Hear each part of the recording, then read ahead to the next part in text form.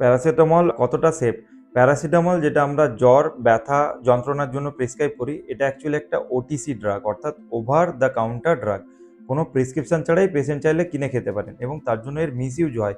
কারোর একটু মাথায় যন্ত্রণা হলো বা অল্প জ্বর এলো, চট করে একটা প্যারাসিটামল খেয়ে নিলেন, বা কোনো কারণ ছাড়াই এমনি আননেসেসারি যে একটু কোনো সমস্যা, প্যারাসিটামল খেয়ে নিচ্ছেন। তো চলুন আজকের ভিডিওতে জেনে নিই প্যারাসিটামল সেফ কিনা। হ্যাঁ, প্যারাসিটামল অনেকটাই সেফ যদি সঠিকভাবে না হয়। এর যে ডেইলি ম্যাক্সিমাম ডোজ সেটা হচ্ছে 4 গ্রাম পার ডে, একটা এভারেজ অ্যাডাল্ট মানে বয়স্ক মানুষের জন্য যেটা দরকার।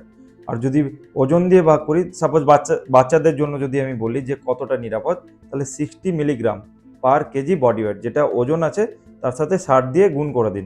সেটা হচ্ছে ডেইলি ম্যাক্সিমাম ডোজ এবং সেটাকে দিনে 3 থেকে 4 বার, দিনে 3 থেকে 4 বার ভাগ করে সেটাকে নিতে বলা হয়। এবং প্রত্যেকটা ডোজ যেটা থাকে সেটা হচ্ছে 15 মিলিগ্রাম পার কেজি, মানে যেটা বডি ওয়েট তার সাথে 15 দিয়ে মাল্টিপ্লাই করুন, সেটা হবে আপনার একটা ডোজ, মানে যেটা নিয়ারেস্ট রেঞ্জে পড়ছে। সাপোজ একটা 10 কিলো বাচ্চা, তাকে 15 দিয়ে মাল্টিপ্লাই করলেন 150, তাহলে সে 150 হচ্ছে একবারের জন্য ডোজ, এবং সেটা 3 থেকে 4 বার দিনে ম্যাক্সিমাম নেওয়া যায়।